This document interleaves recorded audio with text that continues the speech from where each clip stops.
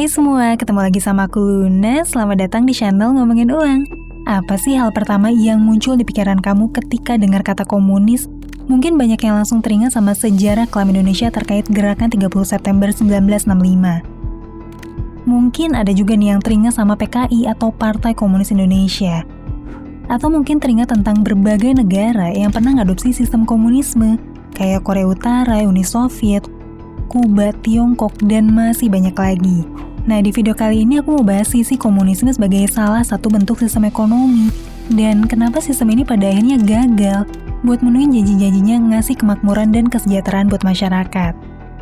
Oke, sebelumnya aku mau disclaimer dulu nih, video ini bukan bertujuan buat menyebarkan, mengembangkan, apalagi ngajak orang lain buat nganut paham komunisme. Video ini justru dibuat untuk mengedukasi masyarakat tentang gimana hasil penerapan dari ideologi dan sistem ekonomi komunisme yang pada akhirnya gagal membawa kemakmuran dan kesejahteraan. Tapi sebelum bahas lebih jauh, yuk kita samain dulu persepsi tentang pengertian komunisme. Komunisme itu adalah ideologi politik dan sistem ekonomi yang berpandangan bahwa semua bentuk sumber daya, alat produksi, dan kekayaan satu wilayah itu harus dimiliki bersama-sama secara kolektif. Terus hasil dari produksinya didistribusin dan disalurin sesuai kebutuhan masyarakat.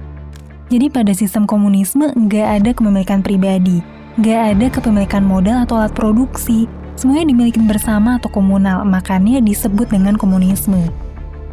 Dari pengertian ini mungkin sekilas terkesan baik-baik aja ya sistem ini, tapi kenapa sih pemerintahan berbasis komunisme itu pada akhirnya identik sama negara yang otoriter, rezim kekuasaan absolut, kebebasan berbicara dibungkam, bahkan pelanggaran HAM berat? Yuk kita bahas bareng-bareng tentang paham komunisme khususnya sebagai sistem ekonomi. Pertama-tama kita mulai dulu nih dari latar belakang pemikiran ini. Gagasan pemikiran komunisme ini dilatar belakangin situasi industri di tahun 1800-an, yang pada saat itu tuh ngalamin proses transisi besar yang dinamain era industrialisasi.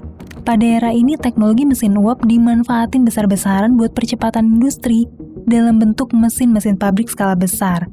Pada era ini, produksi yang tadinya bersifat home industry perlahan diganti nih sama industri pabrik yang dimotorin tenaga mesin. Di satu sisi, revolusi industri ini bikin proses produksi jadi lebih murah, cepat, dan juga lebih efisien. Tapi di sisi lain ada banyak permasalahan sosial dan juga ketenaga kerjaan. Dengan banyaknya pabrik baru yang bermunculan, otomatis ada banyak kebutuhan tenaga kerja buruh buat ngoperasin semua mesin alat produksi tersebut.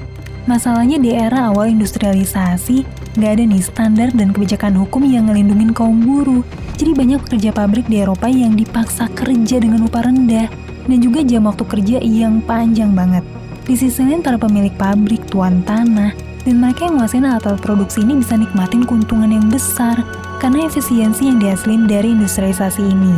Akhirnya, kesenjangan ekonomi antara para pemilik pabrik dan tuan tanah sama para pekerja buruh yang harus kerja mati-matian dengan jam kerja tinggi inilah yang melatar belakangi pemikiran seorang filsuf Jerman bernama Karl Marx dan juga sahabatnya Friedrich Engels dalam bikin sebuah gagasan ekonomi yang ditulis dalam pamflet dengan judul The Communist Manifesto di tahun 1848. Pamflet yang berisi 23 halaman ini ngebahas berbagai hal tentang masalah sosial dan ekonomi. Tapi intinya ada 3 hal nih yang dibahas.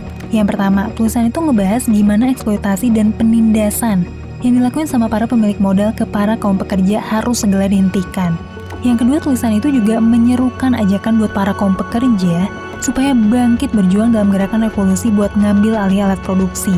Dan yang ketiga, tulisan itu merumuskan sebuah gagasan cara hidup masyarakat komunal yang mampu ngelola sumber daya dan alat produksi secara kolektif, juga nyiptain masyarakat tanpa kelas sosial dan tanpa kepemilikan pribadi.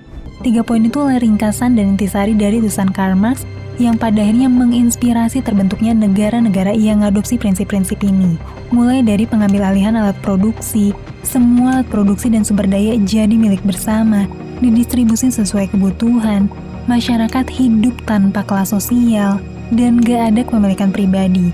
Kedengarannya indah banget ya. Tapi apa iya komunisme akhirnya berhasil nyejahterain masyarakat? Yuk kita lihat gimana nasib masyarakat dari negara-negara yang berusaha ngadopsi sistem ini.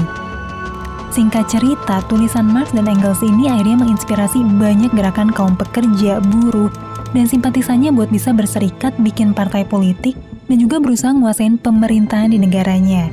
Kelompok pertama yang berhasil ngelakuin revolusi adalah Partai Bolshevik pimpinan Vladimir Lenin yang berhasil ngegulingin kekaisaran Rusia di tahun 1917, sekaligus membentuk negara berlandaskan ideologi komunisme pertama di dunia bernama Uni Soviet. Setelah itu banyak gerakan komunis dari akar rumput yang berupaya menguasain pemerintahan, kayak Fidel Castro dan Che Guevara yang merebut kekuasaan Kuba tahun 1959. Gerakan Khmer Merah yang merebut kekuasaan di Kamboja tahun 1975. Terus Perang Saudara di Cina tahun 1949 yang dimenangin Partai Komunis pimpinan Mao Zedong. Dan pembentukan Negara Komunis Korea Utara tahun 1948 di bawah dukungan dari Uni Soviet. Nah, yang menarik adalah sebenarnya tulisan Karl Marx yang jadi inspirasi semua gerakan ini tuh gak pernah ngebahas komunisme dalam konteks pembentukan ideologi sebuah negara. Jadi gak pernah ada panduan yang konkret buat mewujudin visi ini dalam level bernegara. Dalam tulisannya, Marx itu hanya ngasih gagasan cara hidup bermasyarakat komunal yang bisa ngelola sumber daya secara kolektif dan ngedistribusinya sesuai kebutuhan. Bahkan di tulisan aslinya, Marx juga bilang kalau konsep penegara itu pada akhirnya nggak perlu ada. Ketika masyarakat komunal bisa bekerja sama gotong royong secara kolektif saling memenuhi kebutuhan satu sama lain. Nah, masalahnya kaum buruh dan pekerja ini udah terlanjur berhasil ngegulingin pemerintahan dan menguasai negara. Makanya setiap pimpinan revolusi pada akhirnya nyoba nafsirin gagasan Marx ini ke dalam ideologi negaranya masing-masing, tanpa ada panduan atau langkah konkret buat mewujudin visi dari pemikiran Marx ini. Ada sebuah peribahasa yang bilang jalan menuju neraka diaspal dengan niat baik. Sebuah tulisan yang dibuat mungkin dengan niat baik, akhirnya malah berujung pada kekacauan, penindasan, dan kehancuran. Di fase awal terbentuknya negara Soviet tuh ngeluarin dekret buat ngehapus kepemilikan tanah dari tuan tanah, terus didistribusin ke para petani kecil. Hukum itu akhirnya menjustifikasi aksi-aksi diskriminatif dan pelanggaran HAM terhadap mereka yang dianggap atau bahkan dituduh sebagai tuan tanah di seluruh daratan Soviet, di mana pihak-pihak yang dianggap sebagai pedagang atau pemilik aset, mereka tuh dijeblosin ke kamp permasyarakatan kerja paksa bernama Gulag. Soviet juga nyoba produksi terencana sentral di mana pemerintah ngendalin produksi, distribusi, dan juga alokasi sumber daya. Bayangin deh, semua dinamika kebutuhan jutaan manusia dijatahin sama pemerintah. Semua hasil pertanian harus disetor ke negara, terus masyarakat tinggal nunggu jatah pendistribusian dari negara ke setiap wilayah. Model ekonomi terencana yang diterapin Uni Soviet ini berjalan gak efisien, dan juga nggak sanggup menjembatani kebutuhan jutaan masyarakat yang tersebar di seluruh penjuru Soviet. Akibatnya banyak wilayah di Soviet yang ngalamin kelaparan hebat. Salah satu kasus yang paling mengerikan adalah bencana kelaparan Ukraina bernama Holodomor, yang saat itu di bawah pemerintahan Soviet. Di tahun 1932 sampai 1933, bencana kelaparan di Ukraina newasin jutaan masyarakat karena nggak dapat jatah makanan sepanjang musim dingin. Pada akhirnya sistem ekonomi terencana sentral yang mereka adopsi malah bikin ekonomi berjalan gak efisien, karena produksi barang secara terpusat nggak sanggup gitu ya, buat memenuhi dinamika kebutuhan masyarakat yang sangat kompleks dan beragam. Karena tiap wilayah tentu punya kebutuhan yang beda-beda, iklim yang berbeda, tantangan geografis yang berbeda. Pada akhirnya Uni Soviet ngalamin krisis ekonomi parah di tahun 1980-an dan berakhir pada keruntuhan Uni Soviet di tahun 1991. Terus jadi Federasi Rusia dan ngebubarin sistem ekonomi terpusat yang terinspirasi dari gagasan komunisme. Hal yang gak jauh berbeda juga terjadi di Tiongkok. Ketika gagasan komunisme dicoba diwujudin, para petani bersatu buat ngerebut paksa tanah pertanian dengan ngebagiin hasil panen secara merata. Pemerintahan komunis Tiongkok di bawah kepemimpinan Mao Zedong bikin kebijakan supaya masyarakat kerja sesuai arahan pusat dengan target pencapaian produksi yang tinggi banget.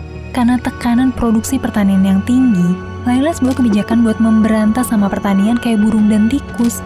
Akhirnya para petani ini beramai-ramai nih ngebunuh burung dan tikus di seluruh wilayah pertanian Cina. Hasil dari gerakan ini adalah sebuah bencana hebat. Bukannya panen besar, tapi pemberantasan burung dan tikus malah ngancurin keseimbangan ekologi di sawah-sawah. Karena belalang dan serangga yang jadi makanan burung dan tikus ini tuh berkembang biak dan bikin gagal panen di hampir seluruh wilayah daratan Cina. Akibatnya terjadi wabah kelaparan yang hebat yang dijuluki The Great Famine. Diperkirain puluhan juta sampai lebih dari 45 juta orang meninggal akibat kelaparan gara-gara kebijakan ekonomi sentral ini. Sebetulnya masih ada banyak banget contoh kasus dan data yang bisa kita bahas terkait penerapan negara komunis. Mulai dari betapa kontrasnya pertumbuhan ekonomi di Korea Utara dan Korea Selatan, banyaknya pelarian masyarakat Kuba secara ilegal ke negara-negara lain buat nyari penghidupan baru, sampai tindakan genosida atau kejahatan kemanusiaan berat yang dialami masyarakat Kamboja di bawah kepemimpinan Pol Pot, yang nafsirin komunisme secara ekstrim dengan ngebunuh jutaan masyarakat berpendidikan karena dianggap sebagai ancaman dari perjuangan masyarakat kelas bawah. Tapi tentu aja kita nggak mungkin ngebahas semua itu cuma dalam satu video YouTube. Tapi semoga pembahasan kali ini bisa cukup menjawab ya, kenapa sih gagasan komunisme sebagai bentuk sistem ekonomi pada akhirnya gagal nih dalam mewujudin masyarakat yang sejahtera dan makmur. Bahkan sebaliknya, gagasan ini malah ditafsirin sesuka hati, dimodifikasi, dan juga dieksploitasi sesuai dengan keinginan pihak partai yang berkuasa. Pada akhirnya komunisme malah matiin kreativitas manusia buat bisa saling memenuhi kebutuhan satu sama lain dalam bentuk mekanisme pasar yang alami dan efisien. Komunisme malah menjadi wadah buat para pemimpin diktator buat bisa ngelenyapin lawan-lawan politiknya. Oke, sampai sini dulu pembahasan kali ini. Semoga pembahasan dari aku bisa bermanfaat dan nambah wawasan kamu. Sampai ketemu lagi di video selanjutnya. Tetap di channel Ngomongin Uang, karena ngomongin uang gak ada habisnya.